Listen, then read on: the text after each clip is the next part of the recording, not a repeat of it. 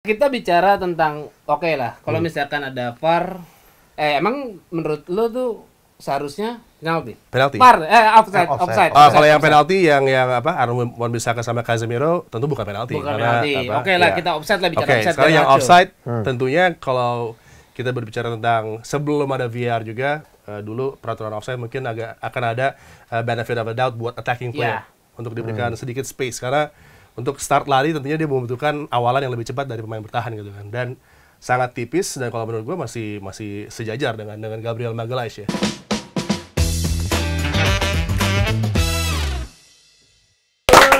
Balik lagi di acara yang sangat fenomenal dengan kekalahan MU dengan nama program nggak MU nggak makan. Kali ini masih ada Anta dan ini dia host fenomenal yang jadwalnya padat sekali di layar kaca kalian, Adiani. Yo. Ini dia dengan baju Amrabat. Ini salah satu yang akan saya tanyain bahwa Amrabat. Yang pertama adalah kita bahas tentang kekalahan Manchester United atas Arsenal. Nah, menurut Anta dulu deh. Oke, boleh. Sebelum kita ke Adiani. Oke, kalau ngeliat dari match kemarin ya, Arsenal lawan MU. Sebelumnya mungkin gue patut untuk merendah diri dulu ya. Maksudnya karena kalah. Enggak, bukan karena kalah. Maksudnya give applause to Arteta lah gitu. Karena mungkin taktiknya dia yang meredam 3 pemain tengah MU itu tuh sangat efektif kalau menurut gue. Karena dia bisa meredam Casemiro, Bruno sama Eriksen waktu itu kan. Dia ngunci 3 orang itu tuh ya udah, jadi MU nggak banget berkembang lah permainannya gitu. Cuma satu yang bisa diangkat itu karena terlalu dirampok sama VAR kayaknya ya. Itu kita akan bahas itu, nanti kita akan bahas tentang VAR. Ini tentang kekalahan dulu. Pandangan lo pokoknya Arteta sukses mengunci Casemiro, Eriksen dan Bruno. Oke, itu ya pokoknya. Kalau menurut Adiani sendiri, yang ibaratnya lu siaran dan melihat secara langsung. Oh, kalau kemarin bukan gue yang siaran. Oh gitu. Bukan gue. Oh, bukan. Gue 2 pertandingan sebelumnya. Oh, 2 pertandingan sebelumnya. Dan yang gue lihat adalah penampilan dari Manchester United di musim ini yang mungkin terbaik. Walaupun kalah, ya, tapi terbaik. Karena sudah mulai ada cohesiveness, ada juga solidity di lapangan tengah, dan mungkin menurut gue justru yang kurang negatif. Ketika unggul 1 gol harus negatif dan set di pertahanan lebih baik. Dan kalau ada kombinasi-kombinasi yang berkembang dari Arsenal harus langsung dimatikan, harusnya.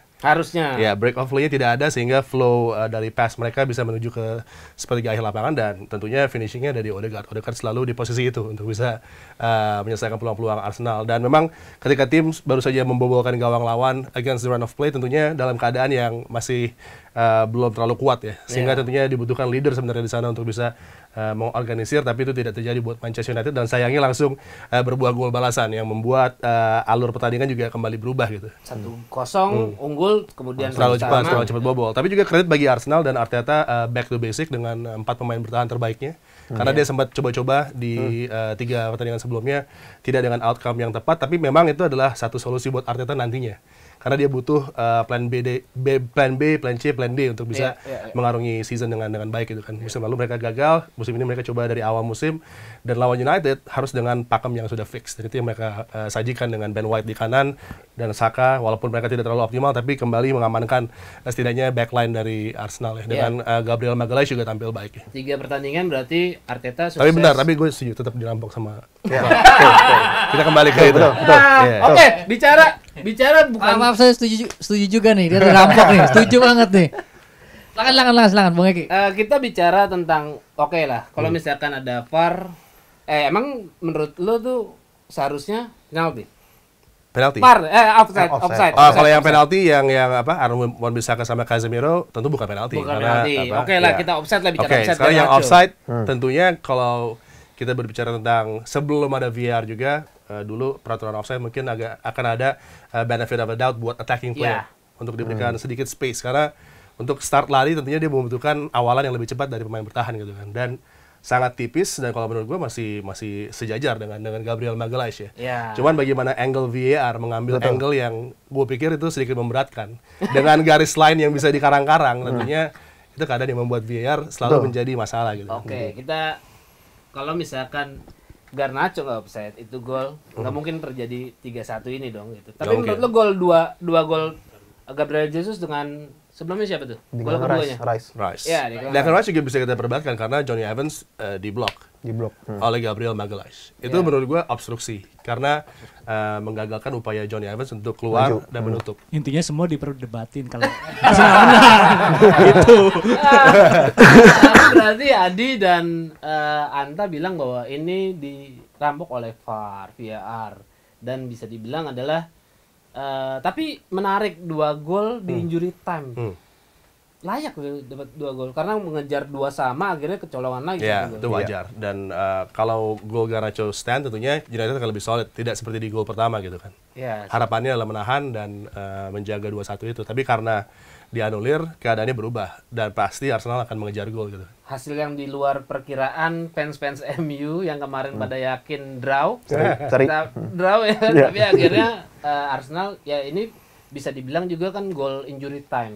Gimana menurut fans Arsenal yang ada di sini? Ya kayak yang dibilang Mas Adi tadi ya, terlepas dari itu offside atau enggak dan segala macam, emang gol kedua dari Arsenal tuh mengubah situasi beneran. Jadi yang seharusnya tadi Garnacho gol itu mungkin kalau bisa dibalik katakanlah justru Arsenal bakal berat tuh untuk kickbacknya lah ya, 2-2 ya. Katakanlah seperti itu terus. Tapi berhubung Arsenal dapat peluang seperti itu, mentalnya jadi berasa banget oke, karena main di kandang juga kan.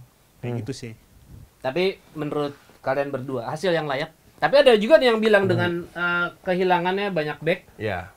Itu pengaruh juga. Ya kalau ya di 2023 untuk pertandingan dengan Maguire dan Johnny Evans tentunya ada masalah yang akan terjadi kan. Itu yang membuat United tidak bisa kuat hingga akhir untuk nahan 1-1. Lindelof yang keluar itu juga mempengaruhi karena menuju penghujung gitu kan. Tapi mungkin juga ada proteksi dari Ten Hag agar dia tidak kartu merah, tapi itu menjadi satu langkah yang mungkin juga membuat lebih lemah ya backline dari Manchester United karena Maguire waktu bermainnya masih sangat minimal sekali dan Evans di debut keduanya tentunya bukanlah pemain yang harusnya diturunkan di Emirates. Harusnya gradually dikembalikan ke squad boleh untuk sebagai rotasi tapi tidak dimainkan di momen yang begitu vital karena menuju penghujung persaingan gitu kan. Dengan hasil yang kalah melawan Arsenal ini ada fakta yang menarik sebetulnya tentang Onana. Sebetulnya kesalahan Onana atau kesalahan back MU nih. Menurut lo gimana tak? Onana. Kesalahan 4 pertandingan 7 gol, 7 kejebolan lah. Kalau menurut gue ya kesalahan back. Jadi lo masih percaya akan Onana? Iya. Masih percaya. Coba kalau dari Adia nih. Iya, kalau Onana penjaga gawang dengan starting position yang lebih jauh ke depan, lebih jauh mendekat kepada backline Manchester United. Tentunya dengan dia bisa lebih upgrade dari build up, tapi tentunya kelemahannya adalah kebobolan banyak gol itu yang sudah pasti terjadi. Tinggal bagaimana United bisa tampil lebih dominasi ya, karena dengan penjaga gawang seperti Onana, United selama musim ini belum bisa, bahkan dari musim lalu pun dalam sebuah pertandingan tidak pernah memegang kendali. Itu yang menjadi masalah. Walaupun menang, walaupun bisa dengan skor yang cukup tinggi juga, terkadang juga kalah dengan skor cukup tinggi, kontrol di lapangan tengah itu belum ada, dan kontrol untuk sebuah laga Premier League itu sangat penting. Penjaga gawang seperti Onana membutuhkan kontrol dari lapangan tengah. Oleh karenanya ada pemain-pemain seperti Amrabat yang dimasukkan oleh Manchester United untuk bisa merubah ini. Gitu. Oke, sebelum masuk ke Amrabat, tentang Jadon Sancho lah. Ini kan menarik. Apakah dengan kemarin Sancho tidak main kan? Tidak main. Dia setelah post match, Ten Hag bilang dia tidak menampilkan performa terbaiknya di training. Gitu. Dan kalau gue setuju dengan Ten Hag karena dia adalah bosnya, he's the gaffer. Gaffer bilang penampilannya nggak bagus di training, nggak layak masuk ke roster untuk sebuah pertandingan Premier League, sangat wajar. Sangat wajar lah. Jadi apa yang di keputusannya dari Ten Hag untuk berbicara di muka publik juga sangat wajar karena sepertinya kesabarannya sudah habis karena di musim lalu sempat diberikan waktu istirahat untuk ke Belanda bahkan untuk bisa mungkin itu dari segi mental dia ya coba diperbaiki, kemudian juga penampilannya coba ditunggu untuk bisa membaik, tapi kan nggak kunjung datang gitu. Dan musim ketiga dan ini kan udah dari dulu ya di Manchester City kalau Pep ajak dia untuk pre-season USA dia terlambat dan dia tidak diikutkan dengan squadnya. Kemudian juga ada masalah timing dengan waktu latihan. Kemudian di Dortmund juga sama, masalah indisipliner. Jadi sudah ada previousnya, sehingga tentunya ke sekarangnya ini ya jadi sangat wajar Jadon tidak menjadi bagian dari squad Manchester United dan kalau perlu langsung dikeluarin aja. Ya kira-kira di musim dingin Langsung kira-kira, ya, langsung. Di musim dingin kayak nggak mungkin kan. Tapi bisa diputus, bisa rilis, bisa bisa diputus. rilis ya. Kalau mutual ya. Gimana pendapat lu tentang gimana ya? Bisa dibilang kan MU dalam kondisi yang katakanlah dalam tanda kutip banyak masalah nih. Mulai dari Sancho, terus Anthony yang tahu sendiri akhir-akhir ini makin kuat banget nih beritanya. Apakah MU dapat bangkit ke depannya karena ini juga masuk udah international break ya. Banyak pemain yang maksudnya pemain baru tapi yang belum gabung latihan ke tim segala macam untuk ya seenggaknya ngadepin Brighton ke 2 minggu depan. Brighton dan Bayern Munchen. Munich ya. Ya. Gimana tanggapannya, Adi? Ya kalau untuk Manchester United hancur-hancur di awal tuh biasa, slow starting. Masih itu setuju. 4 pertandingan, Masih 4 pertandingan. lo nggak pernah memenangkan title di 4, 5, 6 pertandingan awal, dan ini adalah keadaan yang justru akan membuat tim lebih solid lagi kebersamaannya. Dan Ten Hag sudah tahu siapa pemain-pemain yang bisa dia percaya karena kemarin dia juga coba Harry Maguire belum menemukan bentuk performa terbaiknya, tapi tetap dipanggil Inggris. Itu keajaiban dunia itu namanya. Itu dia. Jadi di awal-awal struggling seperti ini justru akan berpotensi untuk lebih baik ya untuk Manchester United ke depannya, dan gue melihat di next 5 fixtures itu winnable semua, termasuk Champions League mungkin menjadi satu keadaan yang akan membuat justru tim ini sepertinya setupnya untuk Champions League menurut gue. Oh, 2 match di Champions League di 5 pertandingan ke depan. Kalau nggak salah lawan Bayern Munchen, sama satu lagi lawan Galatasaray kalau nggak salah. Copenhagen soalnya yang terakhir kalau nggak salah ya. Kalau nggak salah. Dan gimana menurut Anda tentang MU yang tersiap-siap di awal dan banyak kasus kayak Anthony dan agak flashback dikit ya. Dulu aja waktu MU 58 dia kecelakaan, dia bisa bangkit kok. Masih yang kayak gini. Wah, bangkit. jauh nih. Waduh, Datanya. jauh ya. Menurut Sejarah datanya, ya. kalau Adiani datanya ya kan Harry Maguire dipanggil lagi ke Inggris. Ini 1958. Oke.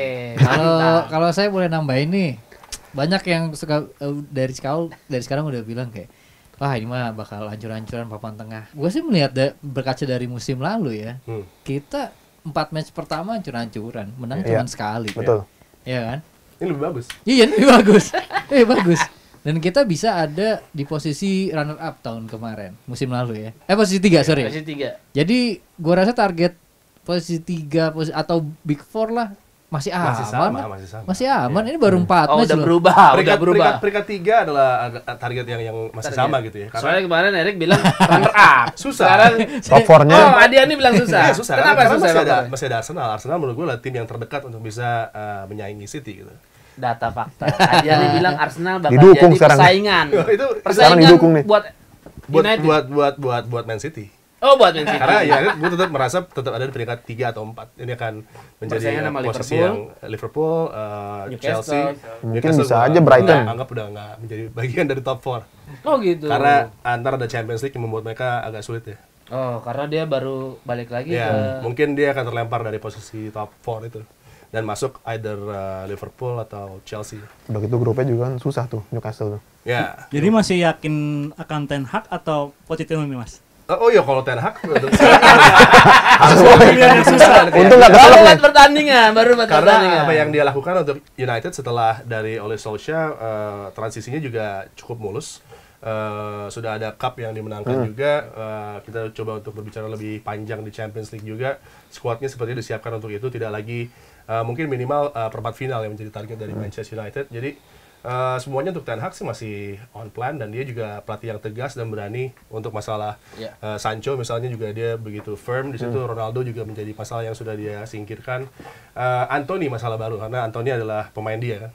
Anthony Santos tidak peduli dengan formnya, terkadang dia masuk ke skuad utama dari Manchester United. Tapi dengan perilaku seperti ini harusnya dia disingkirkan lebih jauh dari skuad utama lah. Tapi bisa berarti Kalau terbukti ya. ya bisa juga Anthony dirilis juga sama klub bisa. Ya mau nggak mau harus terjadi karena ini perilaku yang menurut gua nggak sama sekali bisa ditolerir kalau misalnya ada pelecehan terhadap wanita. Ya 11-12 sama Greenwood lah.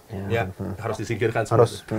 Berarti Anthony udah nggak bakal bisa ada lagi di klub. Kalau terbukti. Ya kalau terbukti, Kalau terbukti. masih panjang nih, biasanya masih panjang kan. Bisa jadi nanti di akhir musim juga karena kan gue lihat panjang. Ya.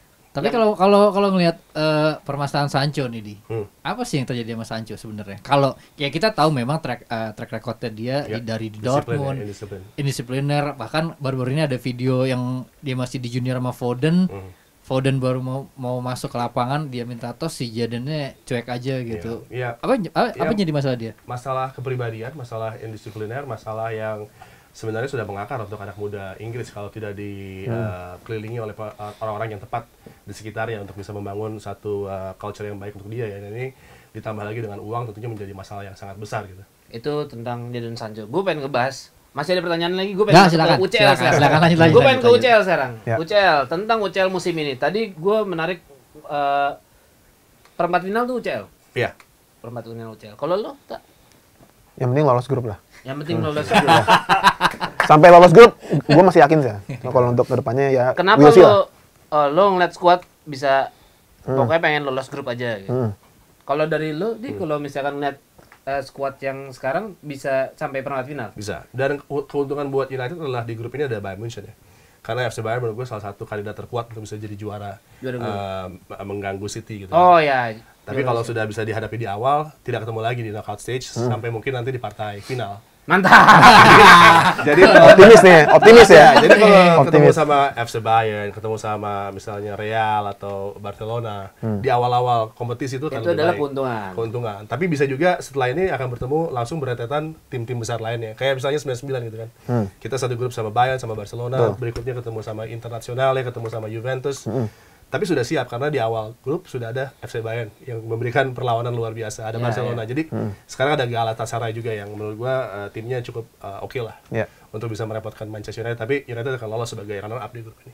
Runner up. Kalau lo runner up juga adalah hal yang bagus. Iya, runner up. Udah cocok lah.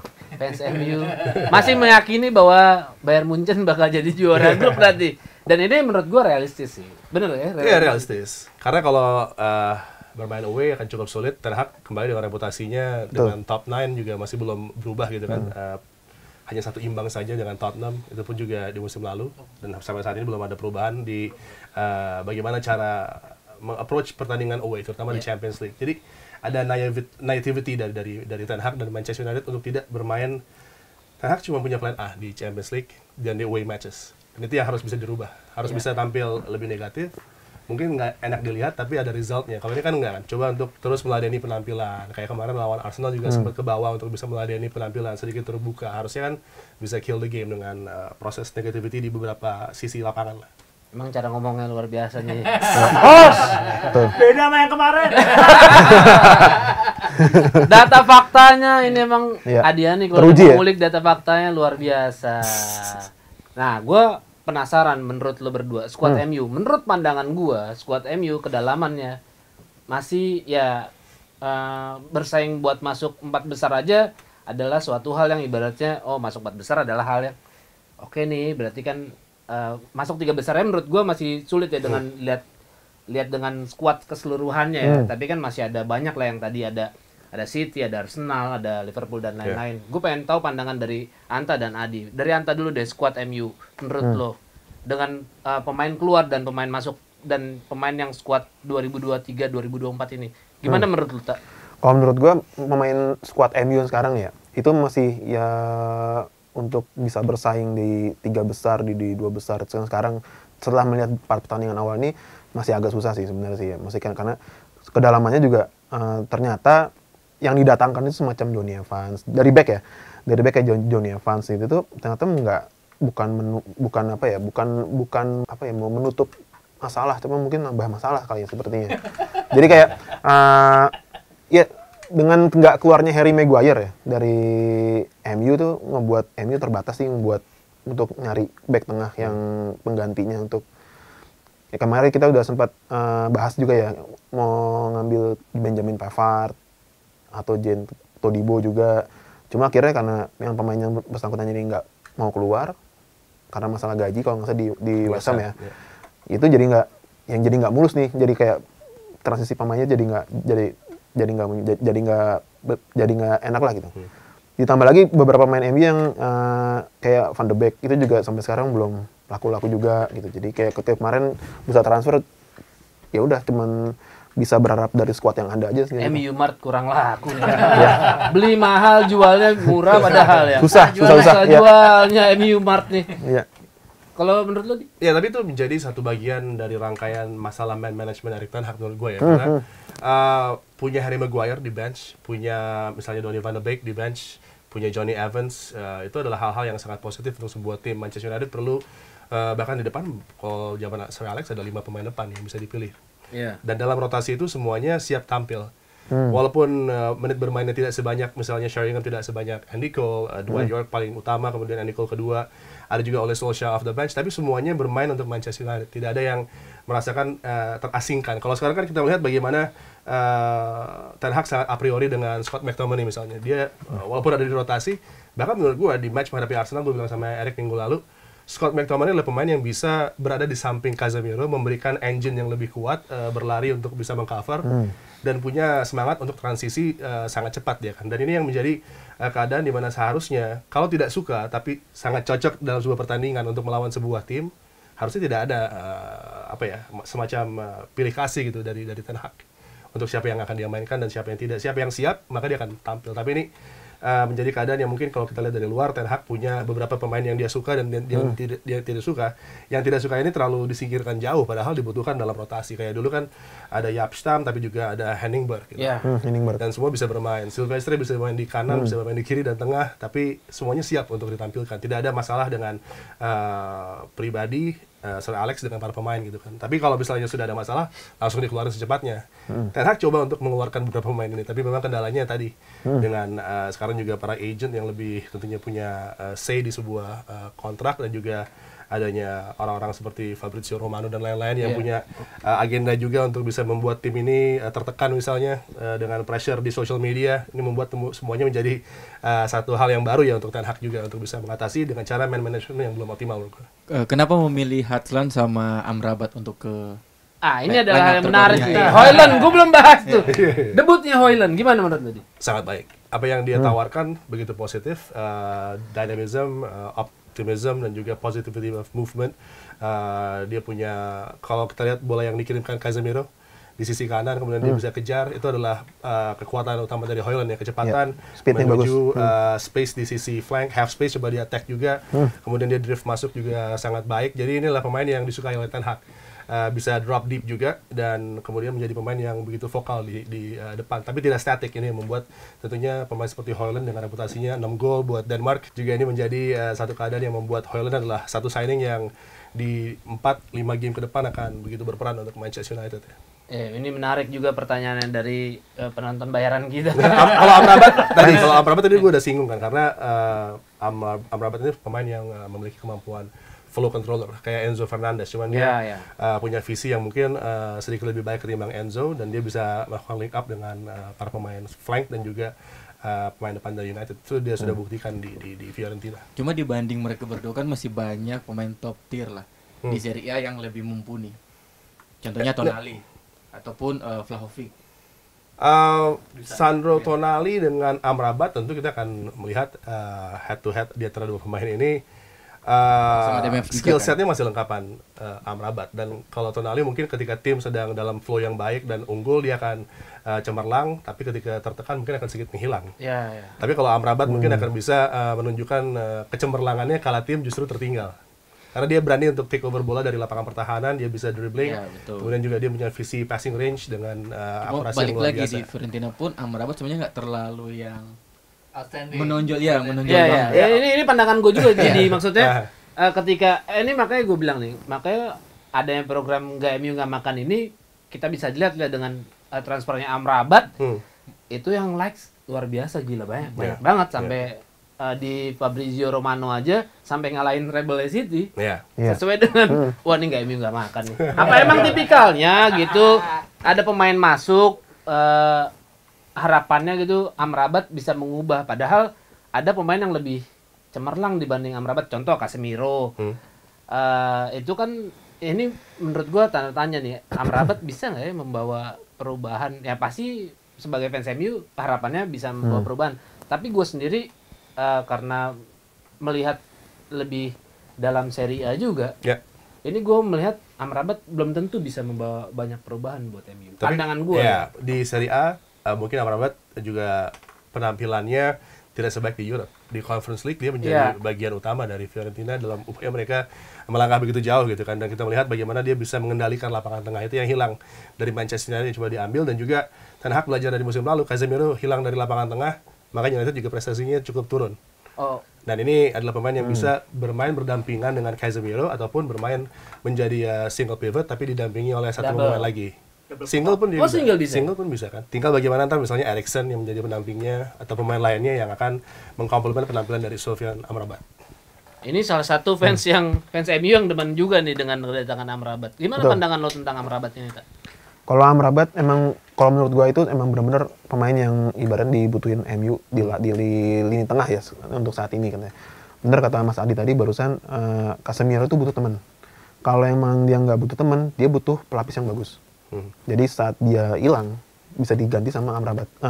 Apalagi katanya sekarang kan mau dicoba untuk double pivot untuk si Casemiro, Amrabat, mungkin depannya bisa Bruno, atau mungkin kalau memang Bruno enggak itu ya bisa Eriksen mungkin gitu. Nah itu kayak bakal bisa saling bahu membahu untuk menjaga sebelum bola masuk ke garis pertahanan, itu bisa diambil sama dua orang itu dulu sih. Iya, dan Amrabat juga kan dengan harga yang masih low dengan dibeli musim depan, dia menjadi 3 pemain di posisi yang menurut gua sangat vital sekarang. Ada Caicedo, ada Declan Rice yang harganya begitu mahal, tapi sangat kunci di first phase dari permainan. Amrabat juga di first phase sangat penting karena dia tadi drop deep, dia terima bola dari pertahanan, dia build up. Dan ini keuntungan buat Manchester United karena tidak perlu mengeluarkan 100 juta lebih untuk pemain yang di first phase ini sangat jarang gitu kan. Amrabat kan bisa menjadi pemain yang anti untuk di press ya, karena dia berani untuk mengambil bola di momen-momen sempit, kemudian dia bisa berputar dan mencari pergerakan pemain lainnya. Sama dengan Declan, sama dengan Moises Caicedo, tapi dengan harga yang jauh di bawahnya. Emang harganya luar biasa sih kalau ke Inggris. Dengan loan ini, ya menurut gua win-win solution juga buat mendapatkan Amrabat dengan dibeli musim depan ya kan? Dan ini juga untuk menghindari FFP. Iya, FFP. Iya. Financial Fair play. FFP. Karena nggak laku pada. Iya susah jualnya. Susah jualnya. Maguire aja nggak laku-laku nih. Pak Maguire udah di-push, udah di diskon banget. Gaji kan yang nyambung. Gajinya. Iya. Ribet dah emang. Dan kan dia juga, gue bilang sama lo kan, bahwa kalau dia turun ke West Ham, tentunya West Ham bukan di level elite. Manchester United, Chelsea, Liverpool, Arsenal, dan City gitu. Jadi mungkin kalau misalkan dia ke West Ham jadi susah dipanggil ke Inggris. Enggak juga. Kalau dia itu udah autopilot masuk. Autopilot. Udah langsung ada namanya, nongol. Tanpa bermain sebagai starter sekalipun, dia ada di situ. Ada ya. Mantap ini nih. Ini wah, menarik banget nih tentang MU 4 pertandingan, dan gue masih penasaran juga. Højlund udah tampil lah, biarpun tampil nggak full. Nggak full. Seperti banting juga sama Gabriel Magalhaes. Iya, itu juga harusnya penalti. Tapi dia langsung bangun berdiri. Coba dia jatuh. Dia angkat tangan, dilihat tuh sama wasit. Offense MU sukanya juga dengan daya juang mungkin ya. Oh iya, dibanding dengan duta jalan santai. Iya. Duta jalan santai. Jauh itu, ini sebuah upgrade yang luar biasa dibanding dengan duta jalan santai ya. Karena dia mau fight. Dia mau fight, dia mau adu body.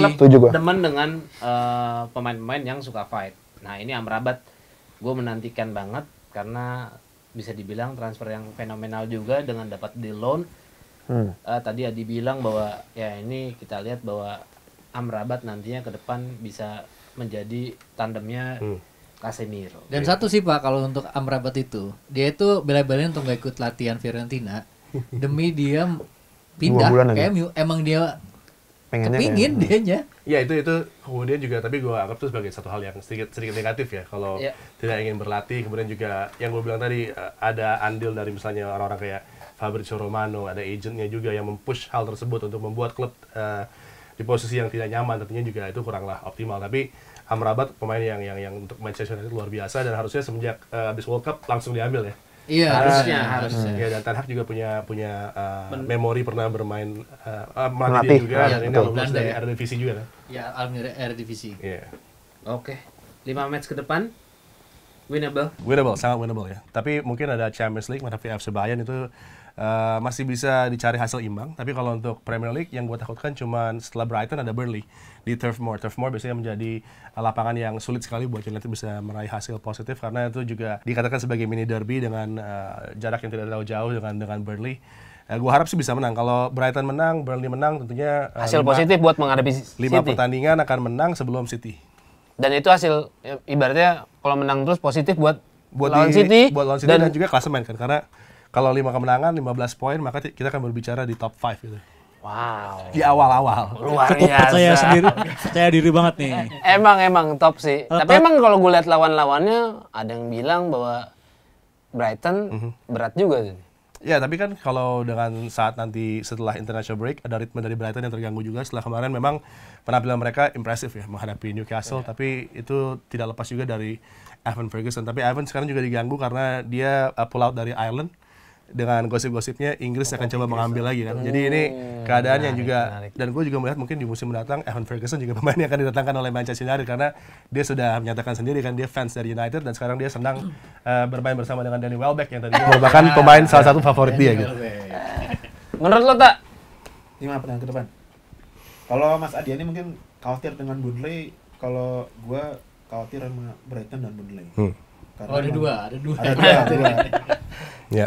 Karena emang beberapa musim terakhir dua tim ini nih kadang sering menyulitkan United.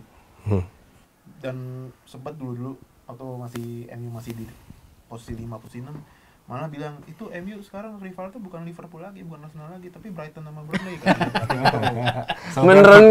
menurunkan kelasnya. Itu zamannya Ralf Rangnick ya?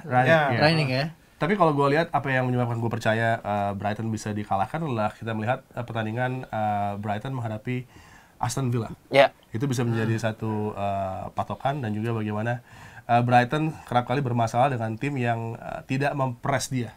Yang nanti tidak pernah pressing dengan optimal gitu kan. Jadi itu bisa menjadi keuntungan justru menghadapi Brighton nantinya. Karena Brighton expect tim akan melakukan pressing. Ketika mereka tidak di-press, mereka agak sedikit bingung untuk membangun serangan mereka justru. Sampai MU dibiarin. Loh kok lu nggak nge-press gue sih? Punya apa sih lu? Gue mundur atau maju, malah bingung ya. Itu yang terjadi di pertandingan ketika Brighton kalah mencolok gitu kan. Oke, ada FIFA Matchday dan banyak pemain MU juga yang ibaratnya dipanggil banyak pemain MU yang dipanggil ke timnas dan itu bisa menjadi faktor X. Bisa dibilang bahwa nanti begitu balik ke United bisa cedera juga. Ya. Dan itu menurut gua ya itu pasti harapannya kan kalau misalkan karena kan udah mulai UCL juga gitu kan. Dan terlebih kan Inggris sudah kalau boleh dibilang tidak pengaruh lagi untuk match depannya karena 12 poin, 4 pertandingan menang semua. Harusnya juga Southgate mengerti, merotasi juga menghadapi game di Poland, menghadapi Ukraina. Man City sudah cerdik menarik Grealish yang dikatakan cedera. Kemudian juga Liverpool cerdik menarik Trent, cedera hamstring juga. United emang nggak ada sih yang ditarik ya.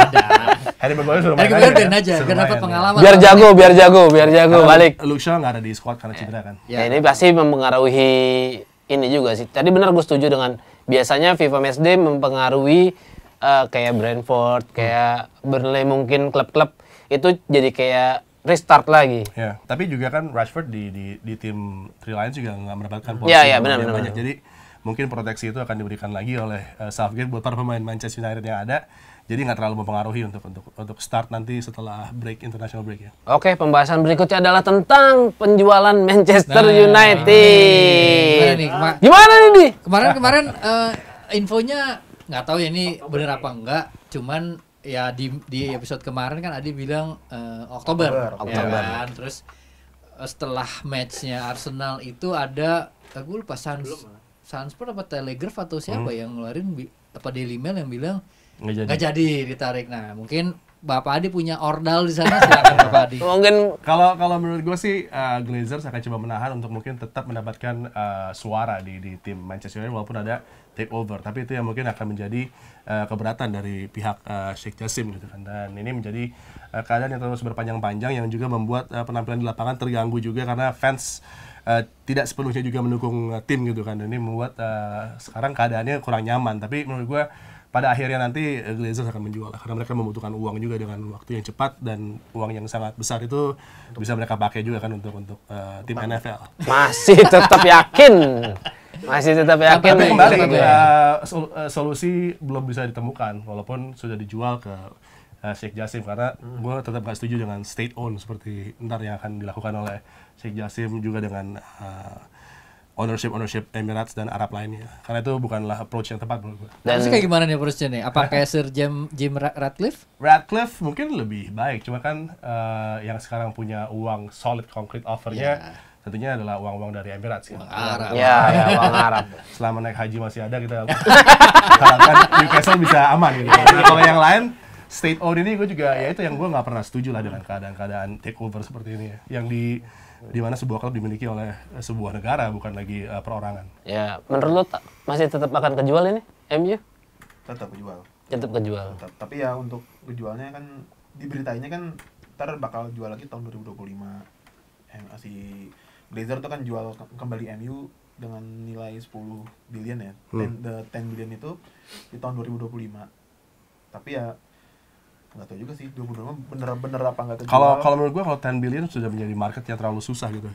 Dan sangat sulit untuk United walaupun punya value tapi tidak tentunya sampai 10. Bahkan menurut gue di 6 aja tuh udah ketinggian, terlalu jauh. Betul. Jadi offernya dari Sheikh Jassim itu udah masuk akal sebenarnya. Harusnya kan nggak terjadi kan. Ini hal yang bisa dihindarkan dengan United yang setiap musimnya bisa mengenerate X amount of money, tapi sayangnya dengan ownership model yang seperti sekarang ini ya sulit untuk bisa mengembalikan uang yang didapat klub menuju ke klub sendiri, karena masih banyak cabang-cabang lainnya dari Glazers ini yang membuat uang nggak fully masuk ke Manchester United untuk bisa memperbaiki facilities misalnya.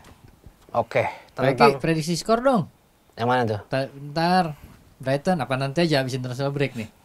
Boleh juga. Kali aja berubah nanti habis international break. Soalnya kan begitu habis international break tadi gue bilang, gue salah satu yang yakin bahwa kadang negara tuh membuat pemain pulang tuh dengan keadaan cedera atau capek cedera. Brighton menurut lu menang? Menang. Berapa ya, Pak Adi? 2-1. 2-1. Bohongan juga tetap. Seri. Saya boleh nggak ngasih? Boleh. 3-1 lah. 3-1. Lawan 2-1 ya. Apa? Brighton. Penonton bayaran ini. Aduh, kalau menurut lo lawan Munchen? FC Bayern dari gue bilang potensial bisa imbang ya. Potensial imbang. Main di Munchen soalnya ini. Lo tak imbang. Imbang. Karena main di Munchen itu sih. Ya, ini adalah hal yang menarik bahwa kita lihat nanti setelah international break akan ada berita apa tentang MU yang pastinya akan kita bahas lagi. Ya. Apakah nantinya Amrabat masih cedera ya? Amrabat nanti udah main dong. Lawan Brighton, hopefully itu menjadi debut. Lawan Brighton mudah-mudahan debutnya dan masih 2 minggu lagi ya. Ya mudah-mudahan Varane juga udah bisa sembuh lah ya. Ya, itu tetap sebagai selalu kunci buat United ya. Kalau Varane bermain, kalau Newcastle punya Gimares, kalau Gimares main itu bisa merubah squad, tentunya United punya Varane. Varane kalau bermain itu sangat berbeda dan di Europe nanti dia juga pegang peran sangat penting lah. Champions League Varane. Yes. Oke, itu dia.